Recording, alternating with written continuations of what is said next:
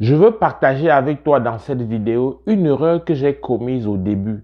Une erreur qu'on peut commettre à tout moment lors de notre séjour en immigration. Reste jusqu'à la fin pour écouter de fond en comble le contenu d'une histoire personnelle vécue que j'ai dû surmonter, mais qu'avec recul, je considère ça comme une grosse erreur.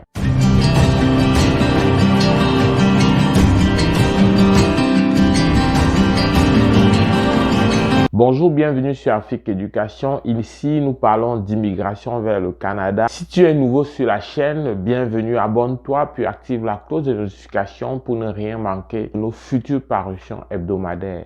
Eh bien, ce dont je veux te parler a pour point principal, a pour point d'ancrage la notion de crédit. Alors, il s'agit du crédit, mais concrètement, il s'agit pour moi, au début, ma famille et moi, de trouver un moyen pour se déplacer. Je rappelle que nous sommes en Amérique du Nord et où nous sommes installés, au Québec, à Montréal, les températures en janvier, février et un peu en mars donnent une moyenne autour de -10. Ça veut dire qu'on a des journées de -35, -40. On a des journées, c'est vrai, beaucoup plus douces, on va dire entre guillemets, de -5, -8. Et cette température-là exige, lorsqu'on est surtout en famille, d'avoir un moyen de locomotion, d'avoir un moyen de déplacement qui devrait faciliter le déplacement. Donc, on n'imagine pas prendre l'autobus de la ville qui est là, qui est accessible, qui a un coût relativement abordable comparé au taxi, mais qui, d'un point de vue pratique, ne peut pas faire l'affaire lorsqu'on est en famille. C'est sûr que lorsqu'on est seul ou lorsqu'on est deux adultes, on peut quand même jongler, mais ça va être très pénible.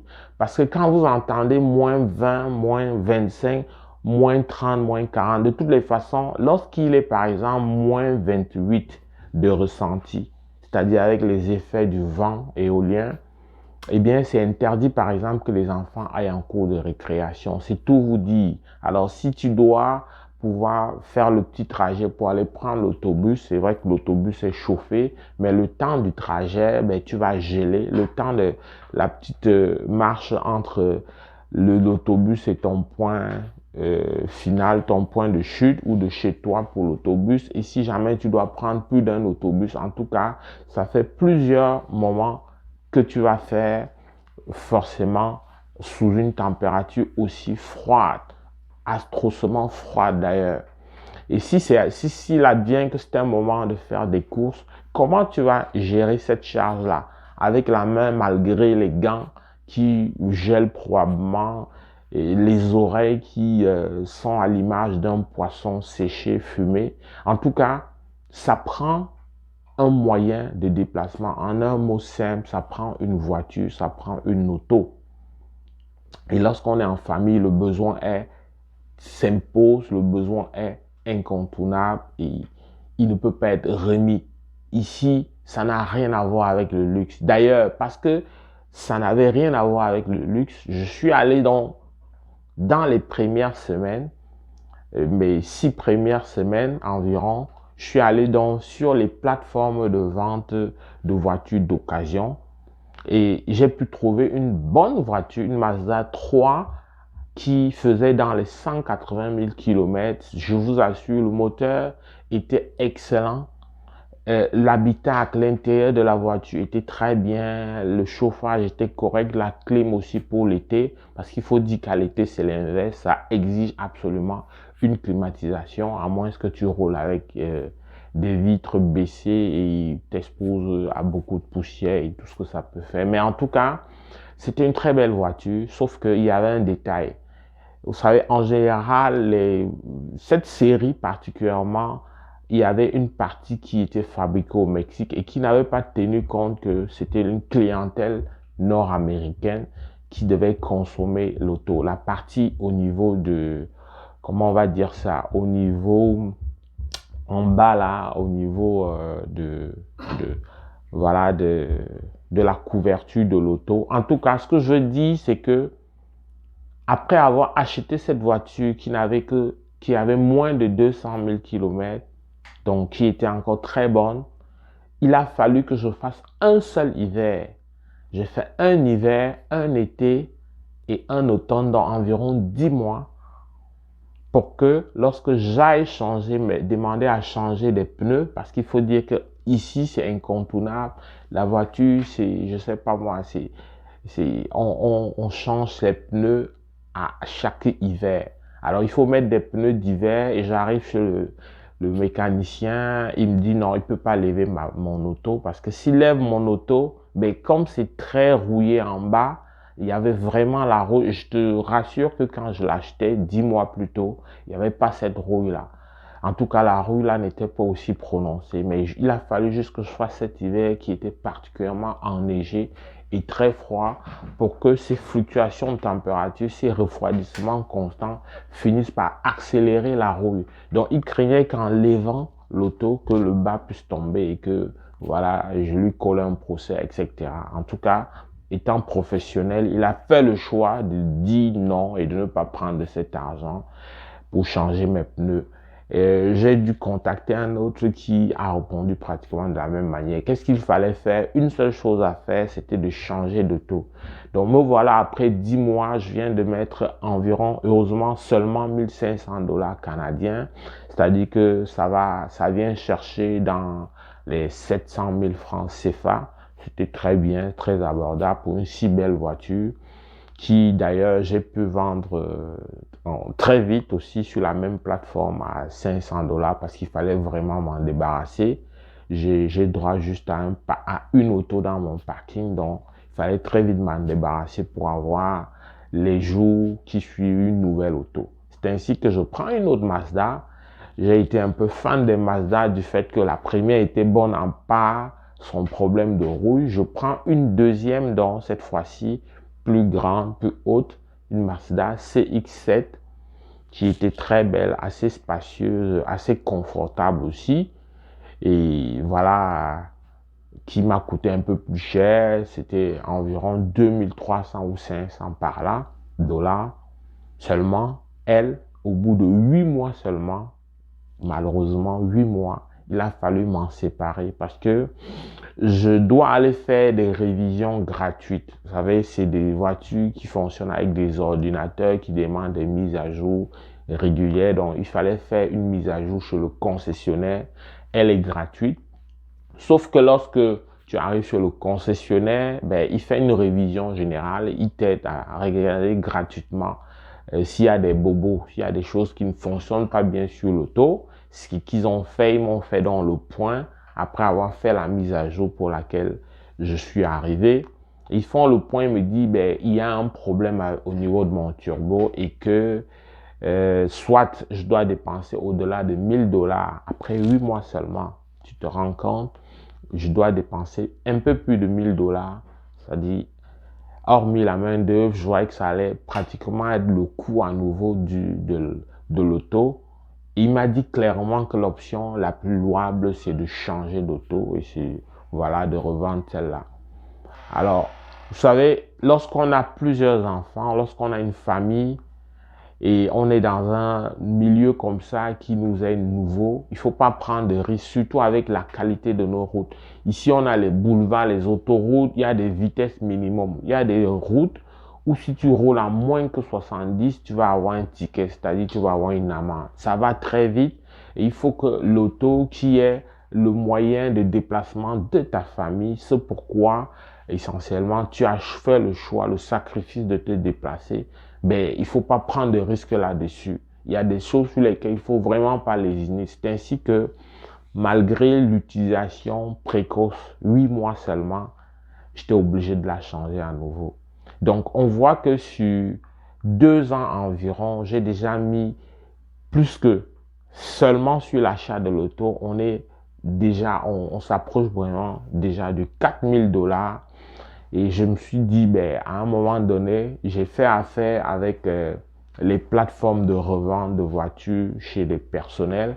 Même si pour la deuxième, je suis allé chez un concessionnaire, mais pas un vrai, c'est-à-dire un revendeur, euh, quelqu'un qui n'est pas vraiment un concessionnaire agréé de la maison Mazda. par exemple, comme je te parlais tantôt, mais quelqu'un qui achète plein de voitures et qui les revend, donc il a aussi le statut de concessionnaire, sauf que c'est pas le concessionnaire d'une marque, voilà, précise ou d'un groupe de marques.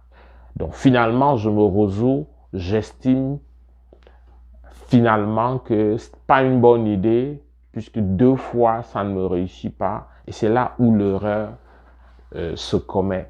Je décide donc de faire le choix à la régulière parce que je redoute le problème de sécurité et je veux plus être encombré et surpris que dans 8 ou 10 mois, je demande à changer à nouveau d'auto. Donc je dis, ok, on va faire les choses proprement et bien, on va plus prendre de chance, on va plus prendre de risques, on va aller direct chez un vrai concessionnaire.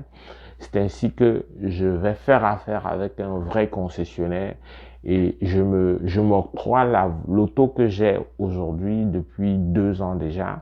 Cette auto, c'était à ce moment-là une Hyundai Tucson 2014, très bonne, vraiment luxueuse et tout, sauf que ça m'a coûté. Alors, lorsque tu fais affaire avec le concessionnaire, il va faire en sorte de trouver des moyens de gonfler la facture. Il faut que première chose, il faut que tu sois sous garantie parce que à la limite, il ne te vend pas l'auto si c'est pas sous garantie. C'est comme ça que ça fait monter très vite la facture. Et il faut que tu aies l'anti-rouille, le dispositif anti-rouille qui pour lui était valable sur 10 ans, donc 10 ans sans réfléchir sur le problème de rouille qui faisait partie de mes phobies du fait de la première histoire. En tout cas, très vite, la facture à payer est montée à 22 000 $. Donc me voilà, après avoir dépensé 4 000 $ et un peu plus d'ailleurs sur 2 autos en moins de 2 ans, me voilà en train d'engager un crédit que je n'avais pas pensé, tout ce que j'avais voulu éviter au début, mais qui s'imposait du fait de l'équilibre à avoir entre la sécurité de la famille, y compris la mienne, et l'économie et éviter dans ce système de crédit nord-américain. Donc, j'étais comme coincé. Et donc, face à cette situation, ayant donc fait le choix, ben, c'est sûr que la voiture, elle est bonne, elle est super luxueuse. Je suis capable d'aller n'importe où avec. D'ailleurs, j'ai fait pratiquement 2000 km il n'y a pas longtemps en allant à Toronto, à Ottawa, un peu partout pendant les vacances d'été. C'est vraiment confortable et très bon. Sauf que 22 000 $ pour quelqu'un qui vient d'arriver, pour quelqu'un qui a des choses à réaliser, pour quelqu'un qui doit bâtir une certaine stabilité, ça fait pas bon. En tout cas, ça commence à faire une tension sur voilà, sur le crédit et sur le budget de la famille. Et heureusement pour moi, à l'heure où je te parle, parce que je suis, on va le dire, quand même un peu dynamique, j'ai bénéficié de plusieurs concours de circonstances pour être capable de finalement régler cette facture en moins que 5 ans comme c'était le délai prévu. Donc, ça, c'est ce genre de crédit qui fait que si tu ne fais pas attention, si tu perds ton boulot, si, mettons, bref, tu as des problèmes et que tu n'arrives pas à respecter les échéances de paiement, ben, même si tu respectes déjà et que tu étales ça sur 5 ans, ben, pendant que tu vas avoir 22 000 $, eux, sur 5 ans, ils auront eu peut-être 4 000 $ ou 5 000, la banque avec laquelle j'ai fait affaire. Mais tu comprends que le vrai coût de l'auto sur 5 ans n'est pas le 22 000 $, mais va chercher pratiquement non loin de 30 000 $. On s'entend que même si l'auto était 2014 à ce moment, c'est-à-dire pratiquement 5 ans, c'était en 2019, 5 ans de sa sortie. Donc on s'entend que ça revient tout de même cher. En tout cas pour quelqu'un qui se veut plutôt qui donne des priorités ailleurs, pour quelqu'un qui se cherche encore, qui n'a pas encore ses marques véritablement, c'était pas la meilleure affaire à faire. Mais ici, ce sur quoi j'insiste, c'est le fait que un seul instant, non seulement ça te limite dans aller chercher les vrais crédits, des crédits qui vont te permettre voilà, d'atteindre vite certains objectifs, mais ça te limite parce que tu peux pas, tu vas dans un budget qui est fixe, des entrées qui sont fixes. Donc, non seulement ça te limite, mais si d'aventure tu n'as pas de boulot, tu perds ton boulot ou que tu ne fais pas des boulots qui rémunèrent autant que le mien. En passant, je suis enseignant et j'ai la chance que mon expérience professionnelle a été reconnue. Et c'est peut-être ça qui m'a aidé, pas peut-être, c'est vraiment ça qui m'a aidé à être capable d'épurer vite et donc je voulais m'en débarrasser. Donc, pour conclure cette vidéo, je veux juste te dire que il faut garder toujours à l'esprit, c'est vrai, la notion de sécurité si tu es en famille, mais il ne faut pas perdre de vue que il faut mûrir, il faut vraiment bien réfléchir avant d'engager des sommes, des crédits aussi importants.